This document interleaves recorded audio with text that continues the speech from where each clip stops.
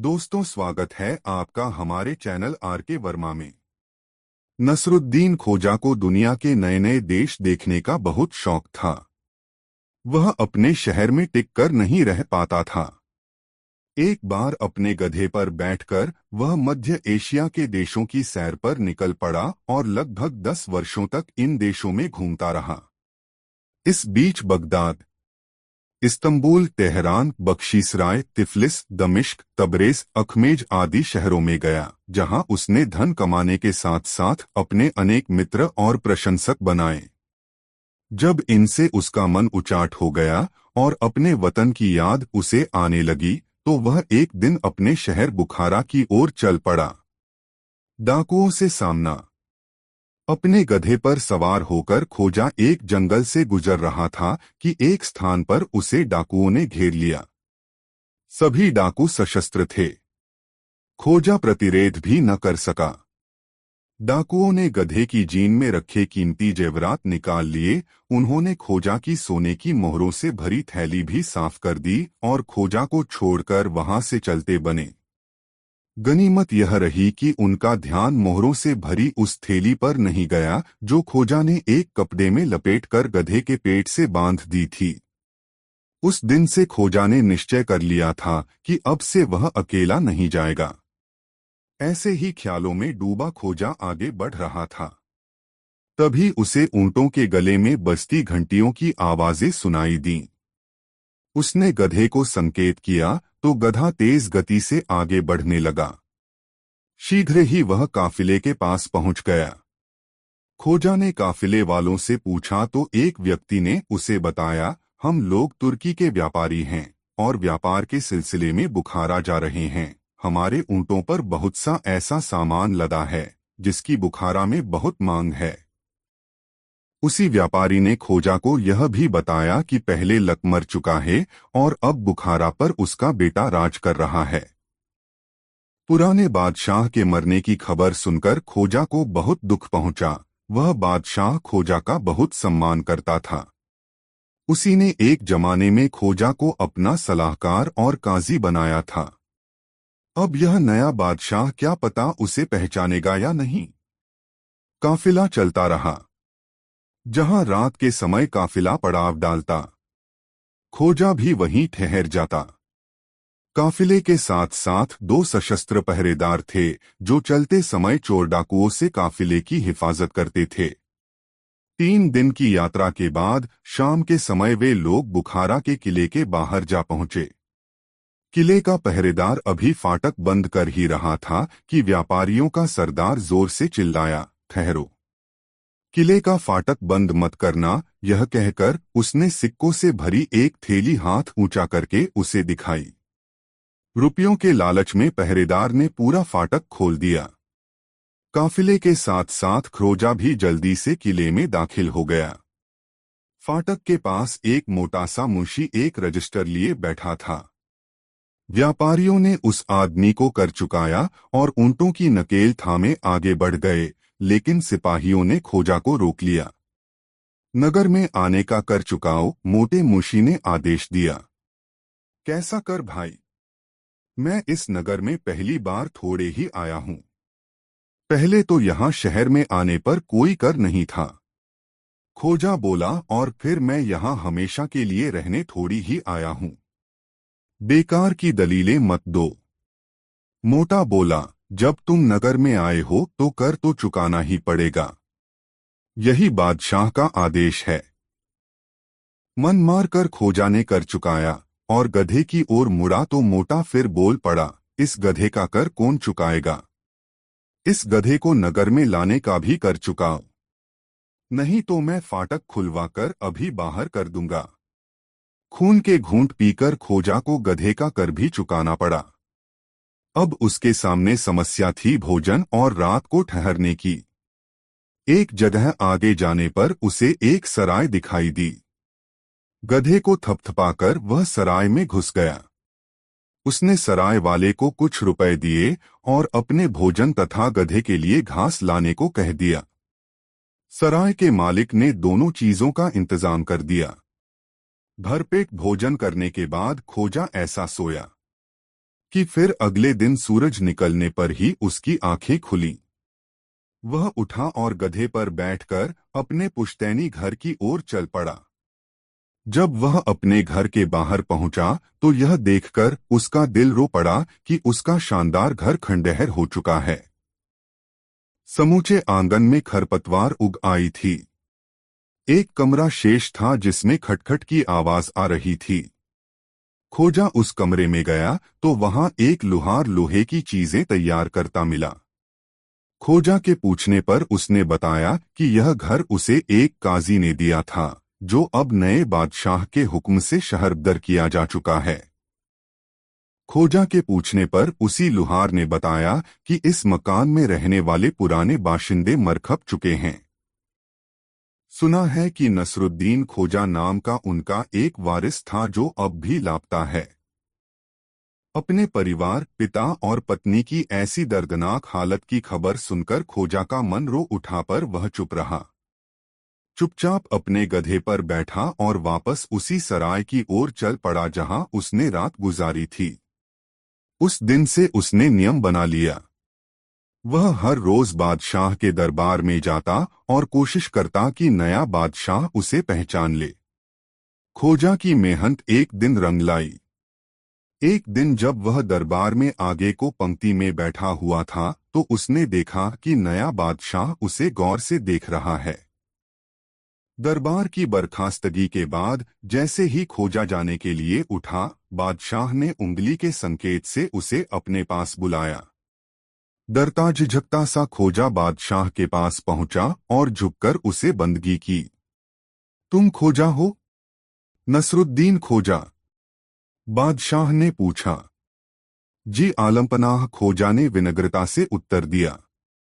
अरे भाई, कहाँ रहे इतने दिन तक? क्या किसी दूसरे मुल्क में चल गए थे? हाँ आलमपनाह, मैं कई देशों की सैर करने चला गया था, खोजा ने कहा। तुम कल शाम को हमारे महल में आना। तुम कहाँ घूम कर आए हो यह हमें बताना, बादशाह ने कहा। अगले दिन निर्धारित वक्त पर सरोजा बादशाह के महल में पहुंच गया। बादशाह एक ऊंचे सिंहासन पर विराजमान हो गया और खोजा एक छोटी कुर्सी पर बैठा। बादशाह ने पूछा, हमें तुम्हारी यात्रा के बारे में जानने की दिलचस्पी है। हम जानना चाहते हैं कि तुम किन किन मुल्कों में गए। लेकिन यह सब जानने से पहले हम यह जानना चाहते हैं कि क्या तुम हमारे सलाहकार बनना चाहोगे, जैसे कि पहले अब्बा हुजूर के सलाहकार के रूप में काम करते थे। जरूर आलमपनाह, यदि आप मुझे अपने डोरे साया लेते हैं तो आपको खिदमत करके मुझे बहुत खुशी होगी, खोजा बोला। तो समझ लो कि आज से तुम सरकारी मुलाजिम बन गए। तुम्हारे रहने और खाने का इंतजाम राज्य की भोर से कर दिया जाएगा। खोजा को मन मांगी मुराद मिल गई। यही तो वह चाहता था। अगले दिन से ही वह बादशाह की सेवा में पहुंच गया। बादशाह जटिल समस्याओं पर उससे परामर्श लेने लगा, साथ ही खोजा के हास्य का आनंद लेने लगा। दिन गुजरते चले गए। एक दिन बादशाह ने खोजा से कहा, कल हम दूर एक जंगल में शिकार खेलने के लिए जा रहे हैं। क्या हमारे साथ चलना चाहोगे, खोजा? बखूबी बादशाह सलामत। आपके अब्बा हुजूर के साथ मैं पहले भी कई बार शिकार पर जा चुका हूं। वे जब भी शिकार करने जाते थे मुझे ही साथ ले जाते थे। तब फिर तैयार रहना, हम दोनों ही चलेंगे। कहते हुए बादशाह उठ खड़ा हुआ। खोजा भी एक फर्शी सलाम करके कक्ष के बाहर निकल आया और अपने निवास स्थान पर चला गया। अगले दिन बहुत सवेरे दोनों अस्त्र शस्त्र साथ लेकर अपने घोड़ों पर बैठ जंगल की ओर चल पड़े। फासला दूर का था, दोनों ने घोड़ों की गति तेज कर दी। दोपहर होने से कुछ ही पहले दोनों जंगल में जा पहुंचे। दोपहर ढलने तक दोनों भटकते रहे, किंतु शिकार के नाम पर एक चिटड्डिया भी हाथ न लगी। दोनों ही थक चुके थे, एक तालाब के किनारे घने वृक्ष की छांव में बैठकर आराम करने लगे। घोड़ों को खुला छोड़ दिया गया ताकि वे भी पानी पीकर घास चरने लगें। अभी उन्हें बैठे हुए ज्यादा देर न हुई थी कि जंगल में से काली काली आकृतियां प्रकट होने लगीं। ये जंगल में रहने वाले आदिवासी थे। इनके हाथों में भाले और तीर कमान थे। उनमें से दो आदिवासियों ने बादशाह और खोजा के घोड़े पकड़े और कूदकर उन पर सवार हो गए। घोड़ों की पीठ पर उन्होंने डंडे जमाए तो घोड़े हवा से बातें करने लगे। शेष आदिवासी तेजी से घोड़ों के पीछे भागने लगे।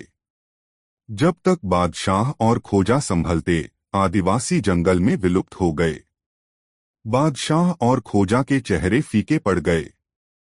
फिर बादशाह गुस्से से मुट्ठियां भींच कर बोला, जरा महल में पहुंच जाऊं।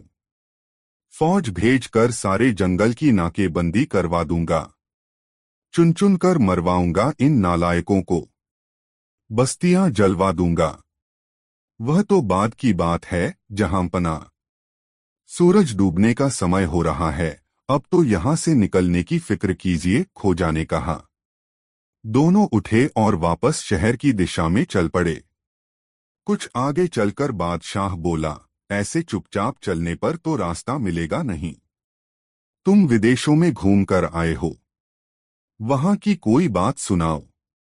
कुछ न हो तो कोई दिलचस्प कहानी ही सुना दो। मुझे मालूम है तुम्हें बहुत से किस्से याद हैं। मैं जब छोटा था तब तुम अब्बाजान को कहानियां सुनाते थे। यही ठीक भी रहेगा हुजूर। लीजिए, वक्त गुजारने के लिए मैं आपको एक कहानी सुनाता हूँ जो मैंने ईरान के बुजुर्ग से तब सुनी थी जब मैं कुछ दिन उसके यहाँ ठहरा था। दोस्तों, यह कहानी आपको किसी लगी कमेंट में जरूर बताएं। दो गुलजान से मुलाकात बहुत मजेदार कहानी।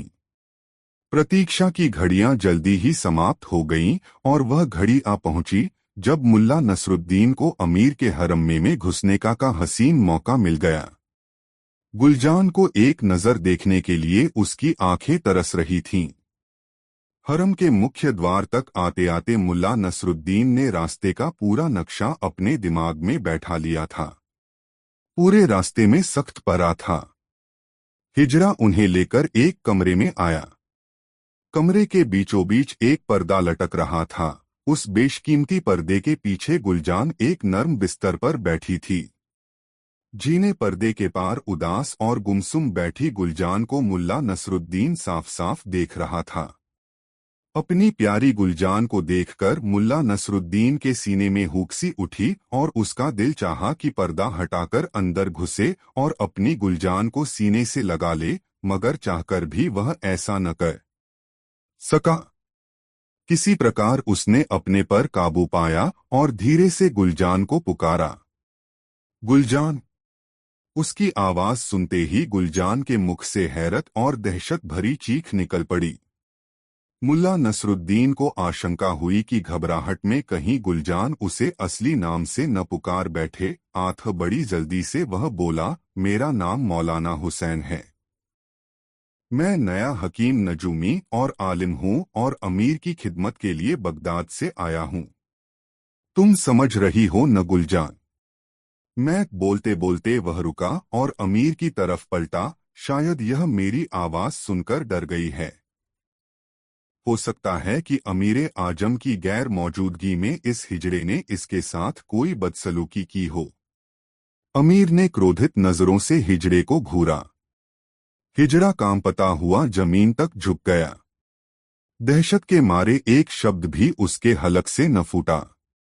ए गुलजान, मुल्ला नसरुद्दीन पुनः गुलजान से मुखातिब हुआ, तुम्हारे सिर पर मौत का साया मंडरा रहा है, लेकिन विश्वास रखो कि मैं तुम्हें बचा लूंगा। तुम्हें मुझ पर पूरा भरोसा करना चाहिए। मैं हर परेशानी, मुसीबत और रोग पर काबू पा सकता हूँ।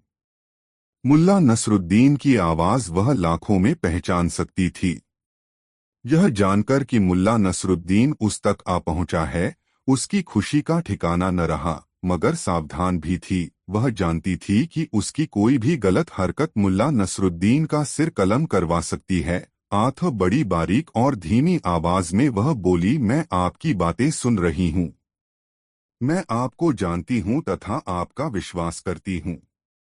ए गुलजान, तुम जरा मुझे अपना हाथ दिखाओ ताकि मैं तुम्हारे नाखूनों के रंग से तुम्हारी बीमारी का कारण जान सकूं।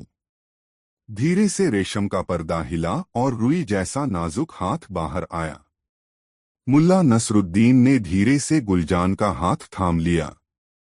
सिर्फ उसका हाथ दबाकर ही सांकेतिक भाषा में वह अपने दिल की बात कह सकता है। वह जानता था कि जब उसने उसका हाथ दबाया तो धीरे से गुलजान ने भी उसका हाथ दबा दिया। मुल्ला नसरुद्दीन के दिल में हुक्सी उठी। वह कोई और भी हरकत कर सकता था यदि अमीर उसके कंधे पर न झुका होता।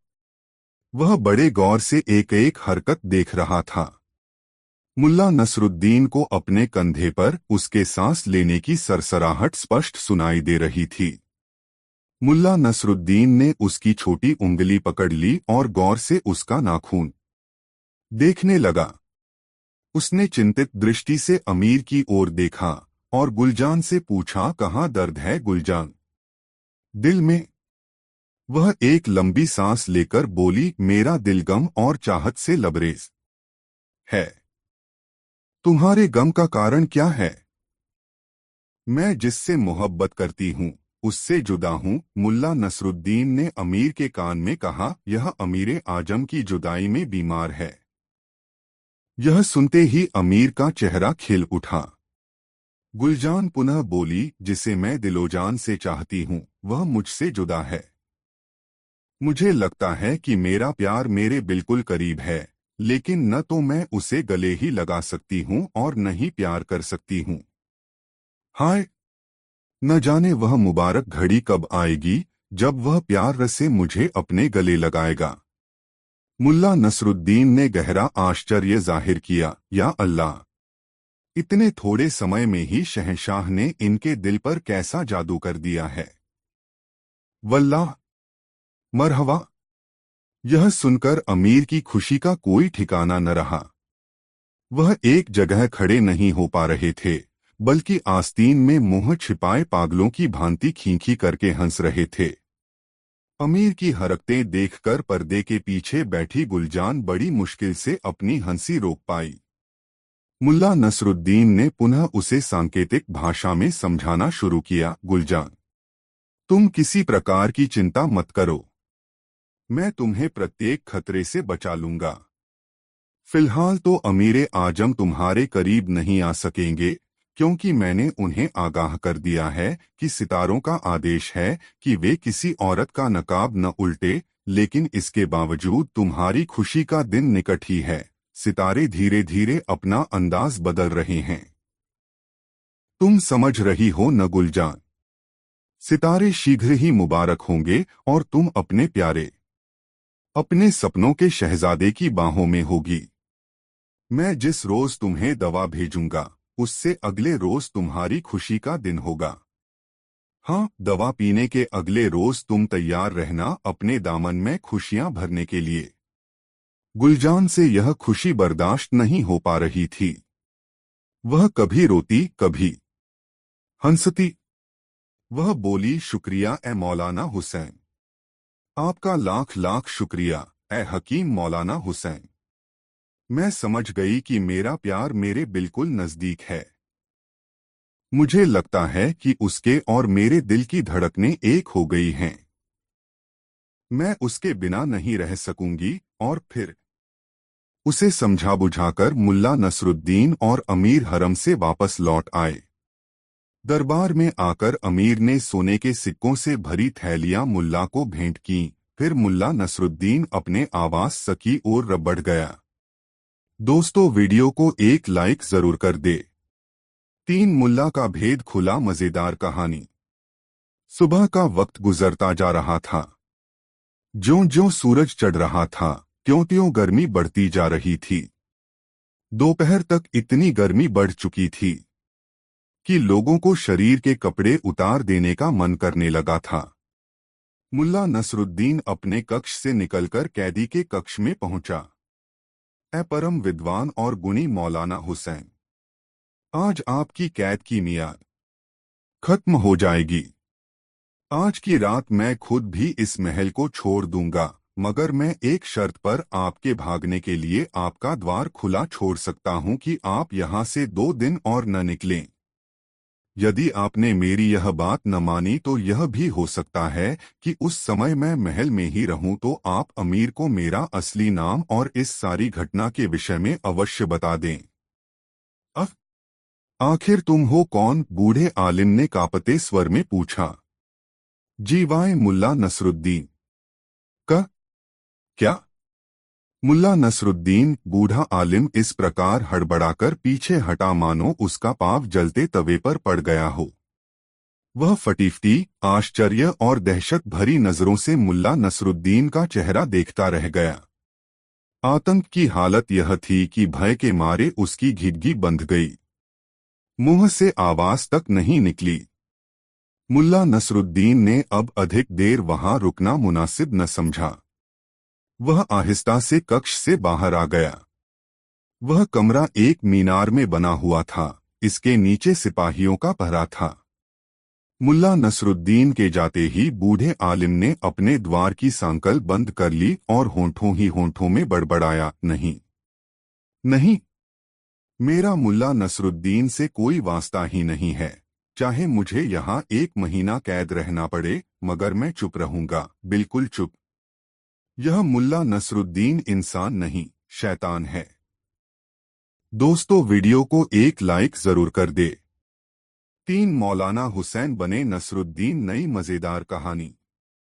लड़ाई लगभग शांत हो चुकी थी। अधिकांश नागरिक अपने अपने घरों में जा चुके थे। सैनिक बाजार के चप्पे चप्पे पर फैल चुके थे। बहुत से लोग गिरफ्तार हुए थे। अधिकांश बाजार बंद हो चुका था। इक्का दुक्का छोटी मोटी दुकानें ही खुली हुई थीं। उधर अमीर ने दरबार की आपातकालीन सभा बुलाई हुई थी। मरघट जैसा सन्नाटा सभा में छाया हुआ था। हर छोटा बड़ा अधिकारी वहां मौजूद था, मगर सभी के चेहरों पर डर, दहशत और आशंका के साए लहरा रहे थे। अमीर अपने शानदार तख्त के सामने पीठ पर दोनों हाथ बांधे बड़ी बेचैनी से चहलकदमी कर रहे थे। एक ओर प्रधानमंत्री बख्तियार और अरसला बेग खड़े थे। उन दोनों के चेहरों पर फटकार सी बरस रही थी। दिल ही दिल में वे मुल्ला नसरुद्दीन को करोड़ों गालियां बक चुके थे। इसके बावजूद भी गालियों का सिलसिला जारी था। एकाएक अमीर रुके और सब पर एक दृष्टि डालकर बोले, यहाँ जो भी कुछ हुआ या हो रहा है, सब आप लोगों के सामने है। अब आप लोगों की क्या राय है? इस मुसीबत से कैसे छुटकारा पाया जाए, यह सवाल हम पहली बार नहीं कर रहे हैं। सब मौन थे, कोई कुछ न बोला। सब सिर झुकाए बैठे रहे। उन्हें खामोश देखकर एकाएक अमीर की मुखमुद्रा बदल गई। उनके चेहरे पर भूकंप के से भाव दिखाई देने लगे। अब तो कई लोगों की जुबानें तालू से जा लगीं, हलक सूख सूख गए। सबसे बुरा हाल बख्तियार और अरसला बेग का था। मुल्क में अमन चैन का पूरा दारोमदार उन्हीं पर था। मगर इससे पहले कि अमीर कोई सख्त हुक्म जारी करते कि एक कर्मचारी उनके सम्मुख हाजिर हुआ और बोला, आका का इकबाल बुलंद रहे।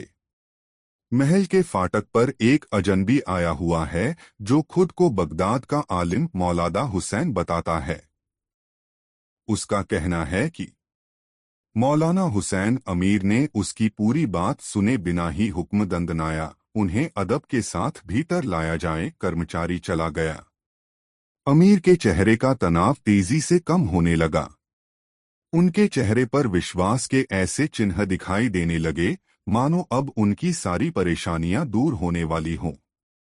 कुछ देर बाद आलिम मौलाना हुसैन लगभग दौड़ता हुआ दरबार में आया। ऐ मेरे आका, इस जगत के चांद सूरज, दुनिया के सरताज, अमीर आजम, यह गुलाम आपके लिए दुआ करता हुआ रात दिन सफर करके एक बड़े खतरे से आगाह करने आया है। अमीर, मुझे बताएं कि क्या आजकल कोई नई औरत आपके जीवन में आई है या आने वाली है? क्या अमीर उससे मिले हैं? क्या कहा औरत? अमीर ने तख्त पर बैठे बैठे बेचैनी से पहलू बदला। हाँ, एक औरत लाई तो गई है, मगर हम अभी उससे मिले नहीं, बल्कि इरादा बना रहे हैं। खुदा का शुक्र है। खुदा का लाख लाख शुक्र है। मुल्ला नसरुद्दीन ने राहत की सांस ली, फिर उठा और दोनों हाथ आसमान की ओर उठाकर बोला, अल्हम्दुलिल्लाह। अल्लाह ने विद्वता और गंभीरता का सितारा डूबने से बचा लिया। मैं अमीर आजम को बता देना चाहता हूं कि कल रात सितारों व ग्रहों की स्थिति ऐसी थी जो कि उनके लिए काफी खतरनाक थी। इस नाचीज गुलाम ने, जो कि अमीर के कदमों की धूल चूमने के काबिल भी नहीं, सितारों की चाल देखकर यह पता लगाया है कि जब तक सितारे शुभ घरों में दाखिल न हो जाएं, तब तक अमीर को किसी भी औरत के संपर्क में नहीं आना चाहिए। साथ ही यह भी सच है कि यदि आप ज्योतिष शास्त्र की चेतावनी का अपमान करते हैं, तो आपकी बर्बादी सुनिश्चित है। यह तो अल्लाह का शुक्र है कि मैं सही समय पर पहुंचकर आपको सावधान कर सका। अमीर ने बीच में ही उसे टोका, तुम कहना क्या चाहते हो मौलाना हुसैन? मुल्ला नसरुद्दीन भी अपनी किस्म के एक ही शख्स थे। पूरे आत्मविश्वास से वह बोलते चले गए, मेरे आका, मुझे इस बात की बड़ी खुशी है कि मैं ठीक समय आपको सचेत करने आ पहुंचा हूं। मैं आज के दिन अमीर को किसी औरत को छूने से रोक सका, मेरे आका। मैंने सारी प्रजा को गमगीन होने से बचा लिया। मुल्ला नसरुद्दीन प्रसन्नता और आत्मविश्वास का ऐसा प्रदर्शन कर रहा था कि अमीर को उसकी बात पर विश्वास करना ही पड़ा। जब मुझे अमीर आजम का हुक्म मिला कि मैं उन्हें अशुभ ग्रह नक्षत्रों के अनिष्टकारी प्रभाव के विषय में सचेत करूं, तो मुझे बड़ी खुशी हुई और मैं जरूरी तैयारियां करके तुरंत ही बुखारा के लिए चल दिया।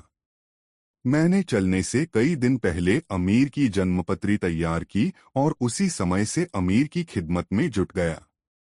कल जैसे ही मैंने खगोल नक्षत्रों की जांच की तो पता चला कि वे अमीर के लिए अशुभ व अनिष्टकारी राशि में हैं। सितारा अलशुला, जो डंक की अलामत है, सितारा अलकल्ब, जो दिल का सूचक है, के मुकाबले गर्दिश में है। आगे मैंने 3 सितारे अनलगफ, जो कि औरत के नकाब की अलामत हैं, 2 सितारे अलिकलील, जो कि ताज की अलामत हैं, तथा 2 सितारे अशरतान, जो सींग की अलामत हैं, देखे। मुल्ला नसरुद्दीन एक पल के लिए रुका, फिर कई गहरी सांसें लीं और दरबार का जायजा लिया। सभी दम साधे उसकी बकवास सुन रहे थे। वह धारा प्रवाह इस प्रकार बोले जा रहा था, मानो बहुत बड़ा आलिम हो। मैंने मंगल को देखा, जो मंगल ग्रह का दिन है, तथा यह दिन शुक्रवार के खिलाफ बड़े लोगों व अजीम शख्सियतों की मौत का सूचक है। अमीरों के लिए बड़ी ही बदशगुनी का प्रतीक है। यह सब बुर्ज और रास देखकर मैं समझ गया कि ताजपोश अमीर की मौत के डंक का खतरा बना रहेगा, यदि वह किसी औरत के नकाब को छुएगा। आठ मेरे आका, मैं आपको सावधान करने की गर्ज से फौरन भागा चला आया। मैंने रात दिन दौड़ाकर 2 ऊंट मार डाले, बाद में मैं बाकी रास्ता पैदल तय करके यहाँ पहुंचा हूँ। अमीर अत्यधिक प्रभावित दिखाई देने लगे। वह बोले, मौलाना हुसैन, क्या यह सच है कि माप दौलत पर इतना भारी खतरा मंडराया हुआ है? क्या यह बात तुम दावे से कह सकते हो? कहीं तुमसे कोई गलती तो नहीं हुई? गलती और मुझसे? तौबा तौबा हुजूरे आली। बगदाद से बुखारा तक आप एक भी शख्स ऐसा नहीं गिना सकते जो इलाज करने में या सितारों के विषय में मुझसे ज्यादा जानता हो या जो मेरी बराबरी कर सके। ए अमीर आजम, आप अपने आलिमों से मालूम कर लें कि जन्मपत्री में मैंने सितारों को ठीक ठीक बताया है या नहीं, उनके प्रभाव की खोज ठीक से की है या नहीं। अमीर ने टेढ़ी गर्दन वाले आलिम की ओर देखा। वह बामुश्किल अपने स्थान से उठा और बोला, ज्योतिष विद्या में अद्वितीय मेरे साथी मौलाना हुसैन ने सितारों को सही सी नामांकित किया है। इससे सिद्ध होता है कि इनके इल्म पर संदेह नहीं किया जा सकता। यहाँ तक तो ठीक था, मगर इससे आगे उस टेढ़ी गर्दन वाले ने जो कुछ भी कहा, उसमें मुल्ला नसरुद्दीन को बदनीयती और जलन की बू आ रही थी। वह कह रहा था, विद्वता में सर्वोपरि मौलाना हुसैन साहब ने अमीरे आजम को चांद की 16वीं मंजिल के विषय में तथा उन राशियों के बारे में क्यों नहीं बताया जिनमें वह मंजिल आती है, क्योंकि कैफियतों के बिना यह कहना व्यर्थ है कि मंगल का दिन अजीम शख्सियतों की मौत का दिन है। इनमें ताजपोश भी शामिल है। मंगल ग्रह की मंजिल एक राशि में है, उरुज दूसरे में, ठहराव तीसरे में तथा उतार चौथे में। इसी प्रकार मंगल ग्रह के एक नहीं 4 घर हैं, लेकिन विद्वान मौलाना हुसैन साहब ने एक ही दर्शाया है। अपनी बात कहकर आलिम खतरनाक अंदाज में मुस्कराया। दरबारी लोग आपस में कानाफूसी करने लगे।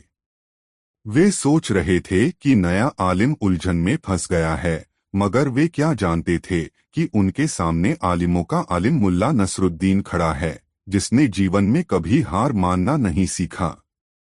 वह बिना किसी झिझक या परेशानी के बड़े ही नम्र लहजे में बोला, मेरे विद्वान व होशियार साथी, इनके इस दूसरे क्षेत्र में भले ही आप मुझसे अव्वल जानते हों, लेकिन जहां तक सितारों का सवाल है, उनके शब्दों से साफ जाहिर है कि विद्वान इब्न बज्जाके के ज्ञान से वे पूरी तरह नावाकिफ हैं।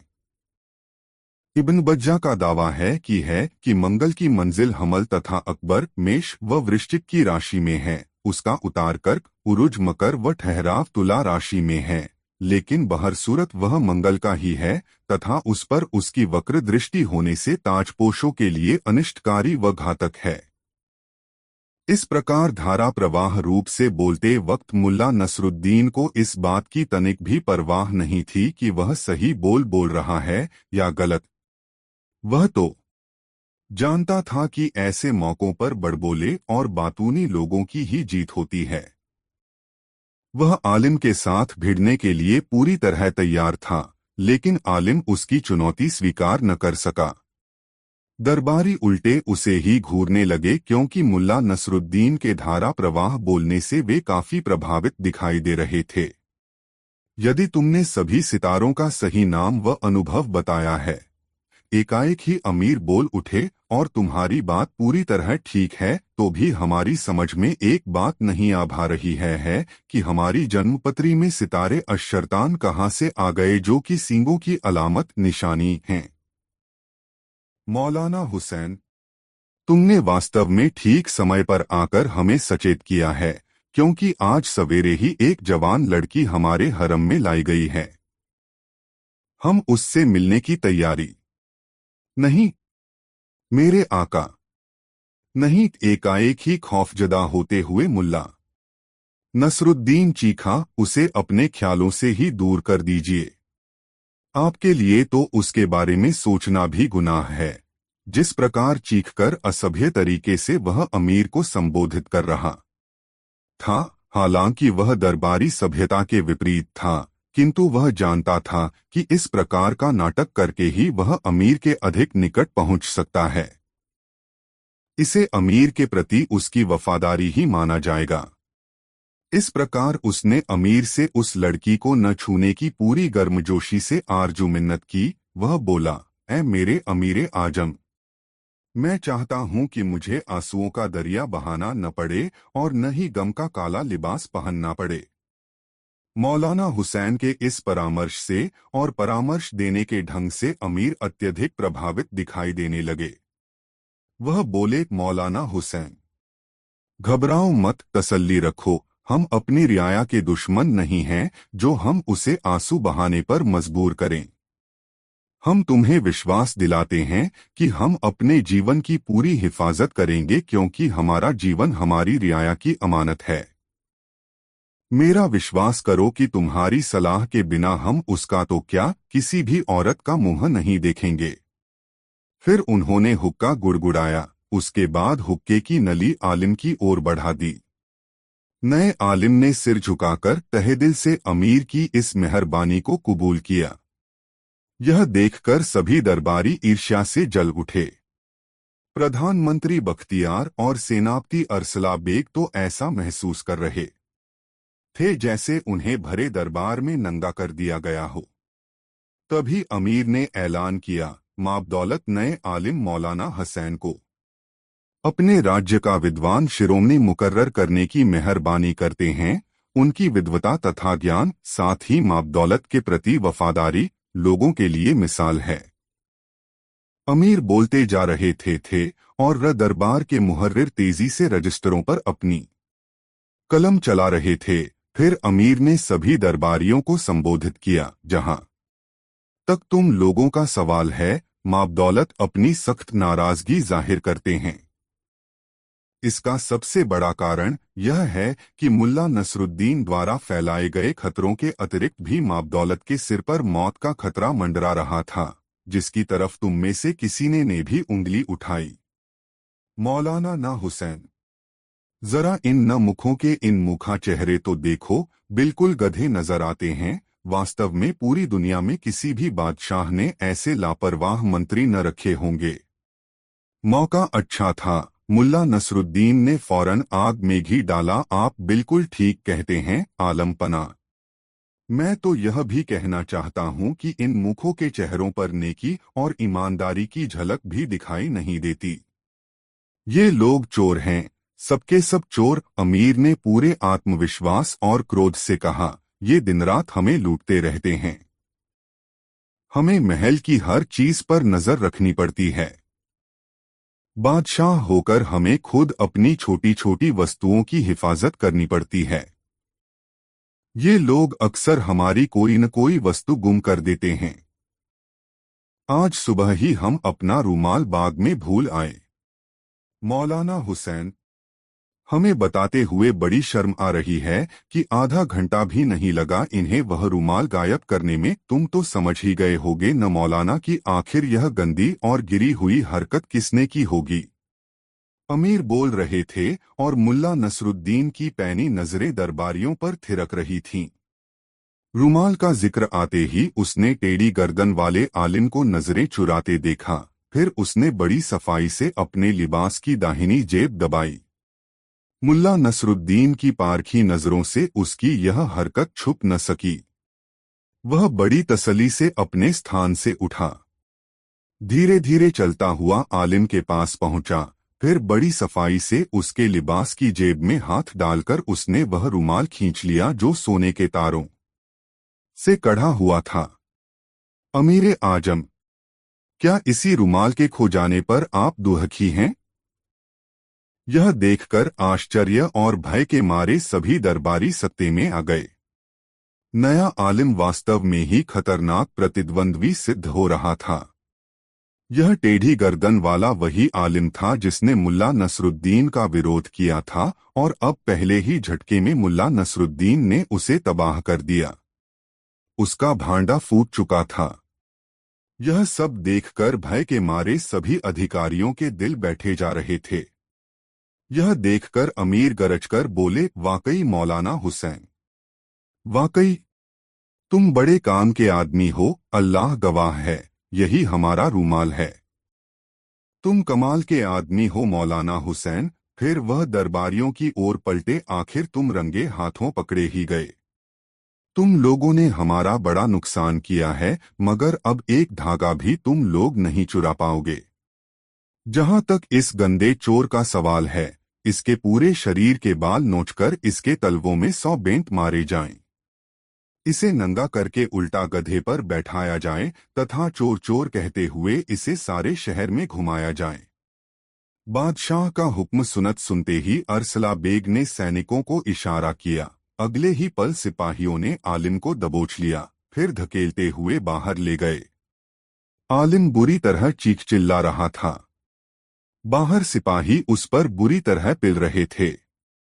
इस मौके पर जिस किसी सिपाही को उससे कोई खंदक थी, वह बढ़-चढ़कर हिस्सा ले रहा था। कुछ देर बाद जब उसे दरबार में पेश किया गया तो वह बिल्कुल नंगा था तथा उसके शरीर के सारे बाल नुचे हुए थे। वह बड़ा ही भद्दा और कुरूप नजर आ रहा था। उसका पूरा शरीर खून से लहूलुहान था। ऐसा लगता था कि उसी दाढ़ी और साफे ने ही आज तक उसकी बदकारी और बदनीयती को छिपा रखा था। ऐसी शक्ल वाला व्यक्ति गुंडा, बदमाश और चोर ही हो सकता था। इस पाजी को मेरी नजरों के सामने से दूर करो, इसके साथ वैसा ही सुलूक किया जाए जैसा हमारा हुक्म है। अगले पल सैनिक उसे किसी जानवर की भांति थकियाते हुए बाहर ले गए। अमीर उसके जाने के बाद काफी देर तक नए आलिम से बातें करते रहे। दरबारी शांत भाव से खड़े या बैठे थे। उन सभी के चेहरों पर हवाइयां सी उड़ रही थीं और अब तो वे नए आलिम से नजरें तक मिलाने से कतरा रहे थे। सबसे बुरी हालत प्रधानमंत्री बख्तियार की थी। उसे अपने अधिकार छिनकर नए आलिम के हाथों में जाते दिखाई दे रहे थे और दिल ही दिल में वह उसे शिकस्त देने की नई योजना सोच रहा था। अभी मौलाना हुसैन उर्फ नसरुद्दीन और अमीर के बीच सफर आदि की बातें चल ही रही थीं कि तभी एक पहरेदार दौड़ता हामफता वहां आया और चीखते हुए बोला, अमीर आजम को मालूम हो कि राज्य में अशांति फैलाने वाले मुल्ला नसरुद्दीन को गिरफ्तार कर लिया गया है। क्या? अमीर उछलकर खड़े हो गए। उसे फौरन दरबार में हाजिर किया जाए। अगले ही पल कुछ सिपाही एक बूढ़े को घसीटते हुए लाए और तख्त के सामने फर्श पर फेंक दिया। वह था असली मौलाना हुसैन। उसे देखते ही मुल्ला नसरुद्दीन को सारा दरबार घूमता हुआ प्रतीत होने लगा। दोस्तों, वीडियो कैसा लगा कमेंट में जरूर बताएं। दोस्तों, बगदाद के खलीफा हारून रशीद एक दिन अपने महल में उदास बैठे थे। तभी वजीर जाफर किसी काम से वहां आ पहुंचा। बादशाह को चिंतित देखकर वह चुपचाप हाथ बांधकर एक तरफ खड़ा हो गया। थोड़ी देर बाद खलीफा ने आंख उठाकर उसकी तरफ देखा और फिर नजरें नीची कर ली, लेकिन बोले कुछ नहीं। यह हाल देखकर वजीर से न रहा गया। सिर झुकाकर वह अदब से बोला, हुजूर, आज यह कैसी उदासी आप पर छाई है? काहे का सोच है जो इतने फिक्रमंद हैं? खलीफा बोले, कोई खास बात नहीं है। कभी कभी मेरी हालत ऐसी हो जाती है। अब तुम कोई तरकीब सुझाओ कि तबीयत हमारी कुछ बदले और दिल से यह बोझ उठे। इस पर वजीर ने कहा कि हुजूर का हमेशा से यह दस्तूर रहा है कि अक्सर भेस बदलकर प्रजा का हाल जानने को शहर में गश्त लगाया करते हैं। आज का दिन तो खास तौर से हुजूर ने इसी काम के लिए तय कर रखा है, इसलिए बेहतर हो अगर कुछ वक्त इसी काम में लगाया जाए।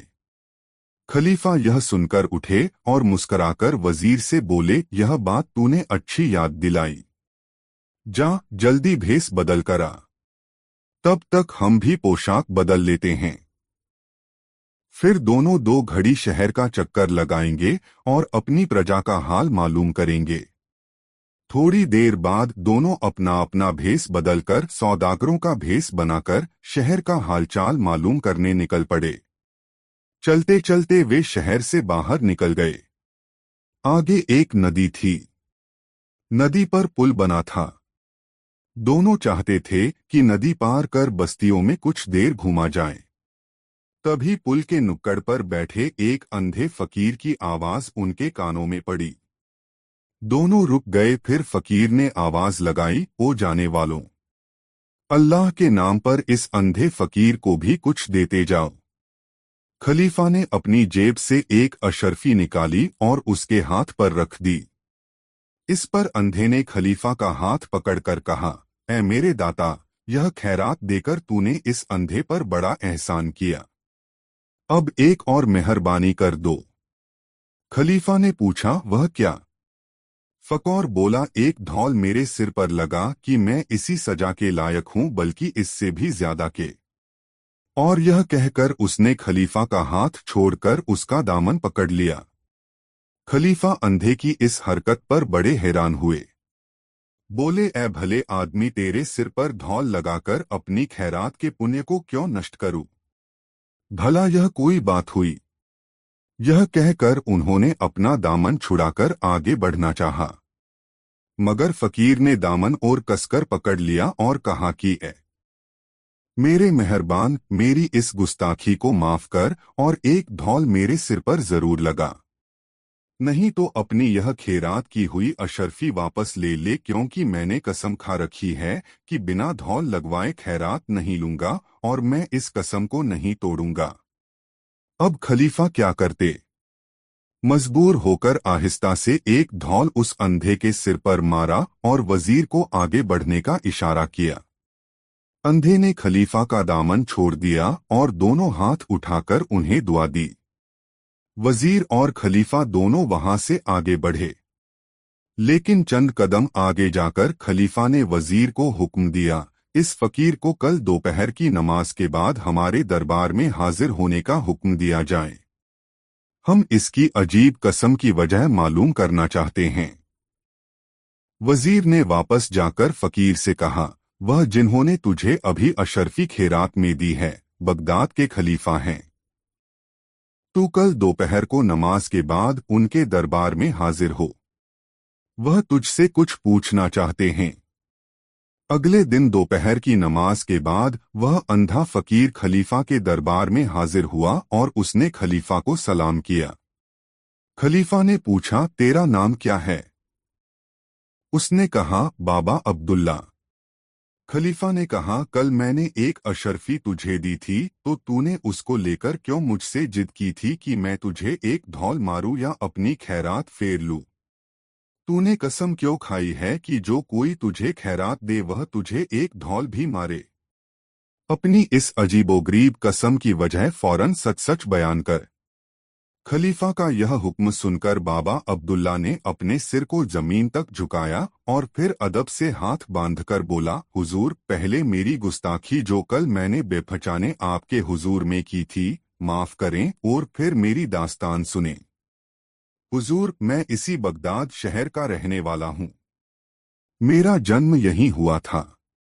मेरे माँ बाप बहुत सारी दौलत मेरे लिए छोड़कर मरे, लेकिन मैं इतना नासमझ निकला कि अपने आवारा दोस्तों के साथ उसको जल्दी ही बर्बाद कर डाला। जब पास में कुछ न रहा तो वे दोस्त भी मुझे अपने हाल पर रोता छोड़कर अपने अपने रास्ते चले गए। मैं सोचता रह गया कि क्या करूं। कभी दोस्तों की बेवफाई पर सिर घुनता, कभी अपनी कमकली पर पछताता। पर अब क्या हो सकता था? लाचार होकर जो कुछ जमा पूंजी बाकी रह गई थी उसे इकट्ठा किया और किसी तरह उससे कुछ ऊंट खरीदे और उन ऊंटों को किराए पर चलाने लगा। अब चूंकि समझ आ गई थी, इसलिए बहुत सोच समझकर खर्च करता और कुछ आगे के लिए भी बचा कर रखता। जब इतना रुपया इकट्ठा हो जाता कि एक ऊंट खरीदा जा सके तो उससे ऊंट खरीद लेता। इस तरह होते होते मेरे पास 80 ऊंट हो गए। उन ऊंटों के किराए से मुझे काफी आमदनी होने लगी और मैं फिर से ठाठ बाट से अपनी जिंदगी गुजारने लगा। लेकिन अभी मुझे पूरी तरह अक्ल कहाँ आई थी, हुजूर? अगर आ गई होती तो आज इस हालत में क्यों पहुंचता? इतना कहते कहते बाबा अब्दुल्ला की आंखों में आंसू आ गए। उन्हें किसी तरह अपने कुर्ते की आस्तीन से पोंछते हुए वह बोला, खुदाबंद, अब आगे का हाल अर्ज करता हूँ। एक दिन का जिक्र है। मैं एक सौदागर का माल जहाज में लदवाकर अपने खाली ऊंटों को लिए बगदाद को लौट रहा था। रास्ते में क्या देखता हूं कि एक बहुत बड़ा हरा भरा चरागाह सामने है। मैंने सोचा 2 घड़ी आराम कर लिया जाए। इतनी देर में ऊंट भी अपने पेट भर लेंगे और मैं भी थोड़ा आराम कर लूंगा। यही सोचकर मैंने ऊंटों को उस चरागाह में चरने के लिए छोड़ दिया। खुद एक पेड़ के साए में आराम करने के लिए लेट गया। इतने में एक फकीर जो बगदाद से पैदल चला आ रहा था वहां आ पहुंचा। वह उसी पेड़ के नीचे आकर मेरे पास बैठ गया। हम दोनों में दुआ सलाम हुई। फिर आपस में बातचीत होने लगी। थोड़ी देर बाद मैंने खाना निकाला, खुद खाया और फकीर को खिलाया। फकीर इस पर बहुत खुश हुआ और बोला, यहाँ से बहुत ही नजदीक एक जगह है। वहां पर एक छिपा खजाना है जिसमें बेशुमार दौलत है। इतनी बेशुमार कि अगर तुम उससे अपने सारे ऊंट भी भर लो तो भी ऐसा लगे कि खजाना ज्यों का त्यों है।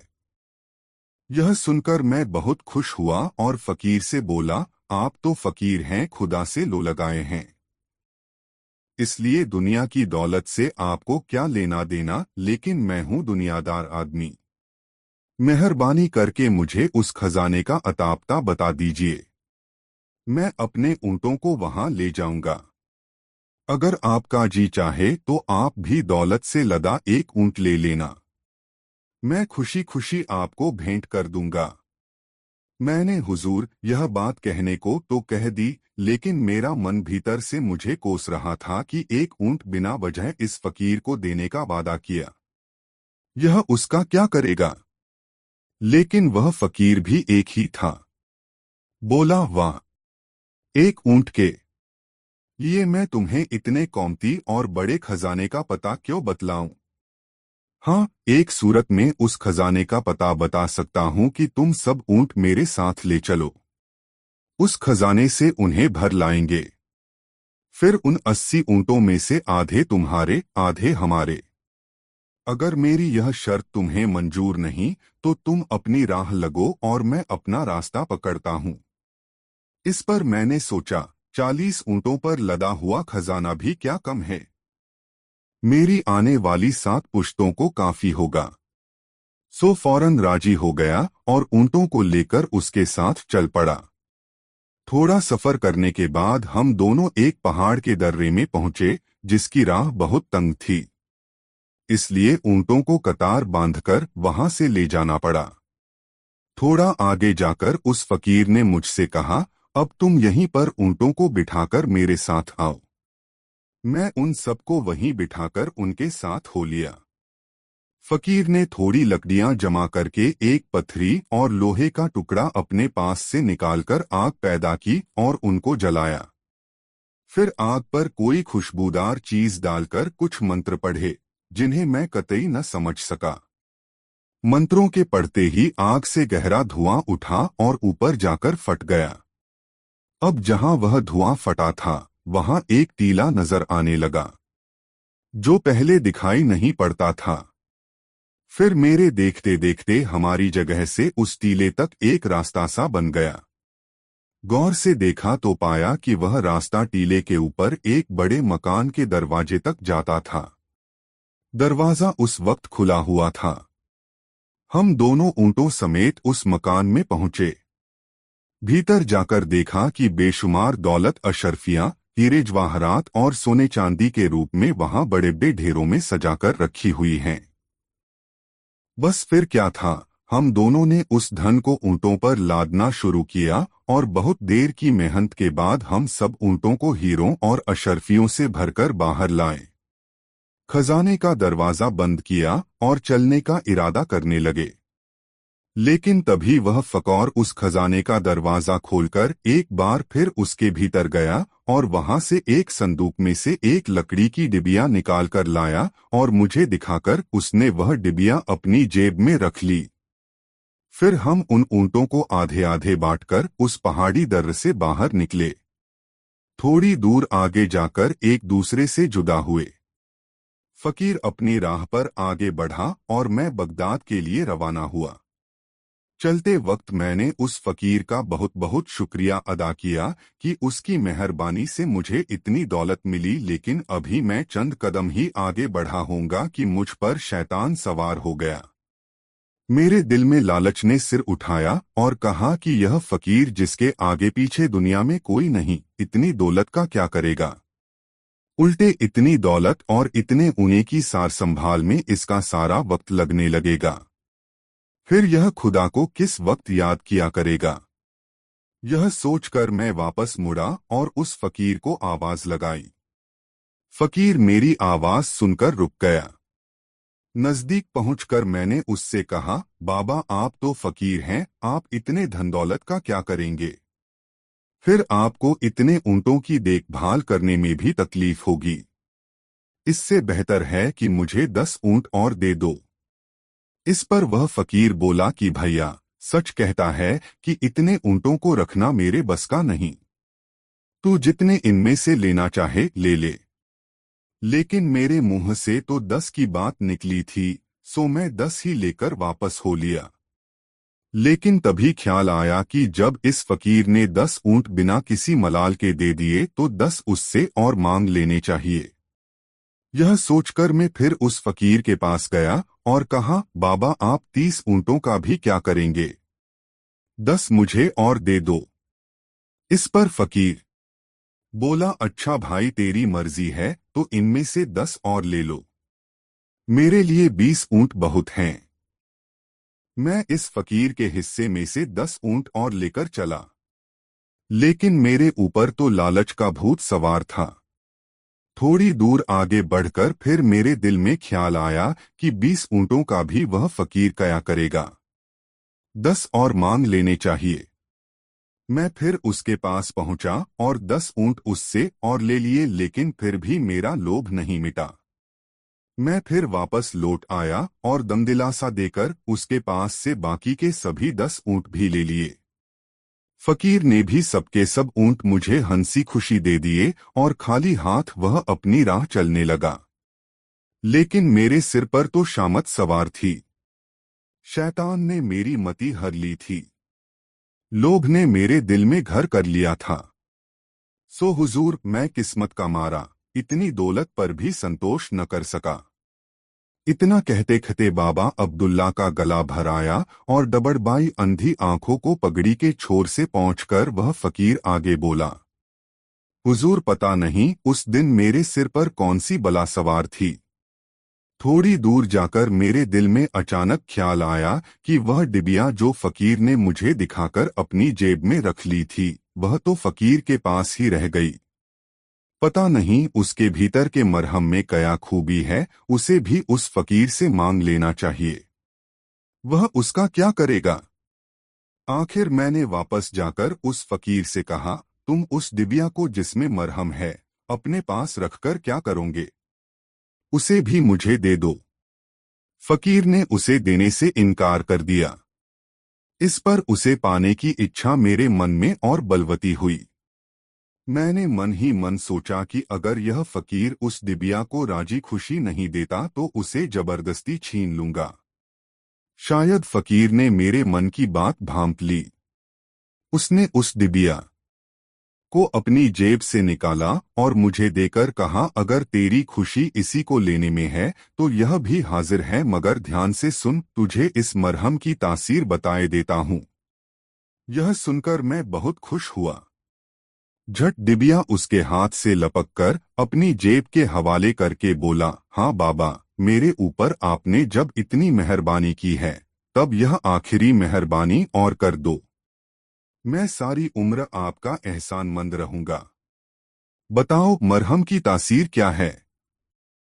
इस पर फकीर ने उस मरहम की यह तासीर बताई कि अगर इसको बाईं आंख बंद करके पलक के ऊपर लगाओ तो दुनिया में जितने खजाने जहां जहां छिपे पड़े हैं सब नजर आने लगेंगे, और अगर इसी मरहम को दाईं आंख पर लगाओ तो तुम दोनों आंखों से अंधे हो जाओगे। उस फकीर की यह बात सुनकर मैंने वह डिबिया उसे देकर कहा, जरा इसे मेरी बाईं आंख पर लगाकर दिखाओ ताकि आपकी बात को सच्चाई का पता चले। बस मैंने अपनी बाईं आंख बंद कर ली। फकीर ने वह मरहम उसकी पलक पर लगा दिया और लो कमाल हो गया। सारी दुनिया के खजाने नजर आने लगे। तब मैंने इस लाभ में कि दाईं आंख पर मरहम लगाने से ज्यादा नजर आएंगे, अपनी दाईं आंख बंद करके फकीर से कहा कि अब जरा इस आंख पर भी लगा दो। इस पर फकीर बोला, तुम इस आंख पर मरहम मत लगवाओ, नाहक में अंधे हो जाओगे और बाद में पछताओगे। मगर मेरे सिर पर तो लोभ का भूत सवार था। मैं न माना। वह फकीर ज्यों ज्यों मुझे समझाता मेरी हठ उतनी ही और बढ़ती जाती। मैंने कहा, बाबा क्यों बहकाते हो? यह कैसे हो सकता है कि एक ही मरहम की दो तासीर हो? फकीर ने मुझे बहुत समझाया, लेकिन मेरे तो सिर पर शामत सवार थी। मैं किसी तरह भी न माना। बस मेरी हठ पर उसने वह मरहम मेरी दाईं आंख पर लगा दिया, और जब मैंने आंख खोल कर देखा तब अपने को दोनों आंखों से अंधा पाया। मैंने अपना सिर अपने हाथों से पीट लिया। रो रो कर उस फकीर से कहने लगा, जो